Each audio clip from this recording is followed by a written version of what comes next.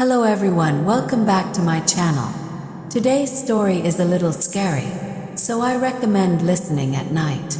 This story is told by a girl. I am an Arab girl. I was 13 years old when these events happened.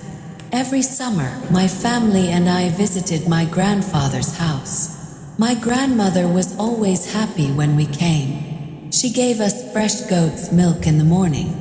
My grandfather took us to play in the fields. Those days were beautiful. Me, my siblings, and my cousins spent the whole summer together. My uncle had a son with Down syndrome. He was 2 years younger than me. He loved playing outside. Everyone in the neighborhood knew him. His name was Isam. Near my grandfather's house, there was an old man. He was about 80 years old. People said he was a sorcerer. He was married to a witch.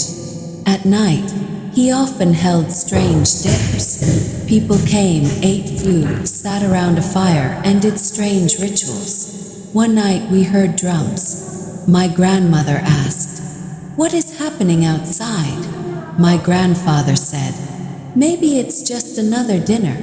My grandmother went up to the roof to look. Our roof faced the sorcerer's house. I followed her because I was curious. What I saw was terrifying. People were dancing around the fire. They were screaming. They were pulling their hair. They were tearing their clothes. They were acting like animals. Some of them were eating hot embers from the fire. I asked my grandmother, "What is this?" She said, "Why did you follow me?" That night we slept with my grandmother, but I couldn't sleep. I was very scared the next morning. I tried to forget everything. I played with my cousins, including Isam. That day, Isam was playing hide and seek with the neighbor's kids. He went to hide under my grandfather's bed. No one saw him. While he was there, he got sleepy and fell asleep. When night came, it was time for dinner. My uncle asked, "Where is Isam?"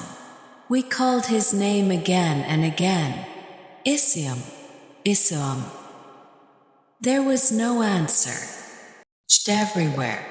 We asked the neighbors. No one had seen him. Then I looked at the sorcerer's house.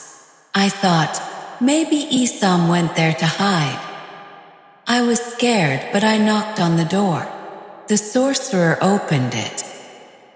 He asked, "What do you want?" I said, "Isam, we are looking for him."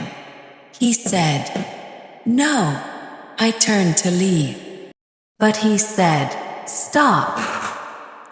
He closed his eyes and whispered strange words. After a few minutes, he said, "Isam is under your grandfather's bed. Never come back here again." I ran home, shaking with fear. We found Isam under the bed. He was crying. I was crying too. Later, I told everyone what happened, but no one was surprised. That night, I heard a voice outside my window. It whispered, "Don't ever come back here."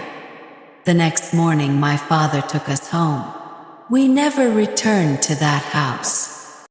Years later, my grandmother said, "That man wasn't looking for Isam." I asked, "Then who?" She looked at me and said, "You." And sometimes, when I sleep at night, I still hear the drums.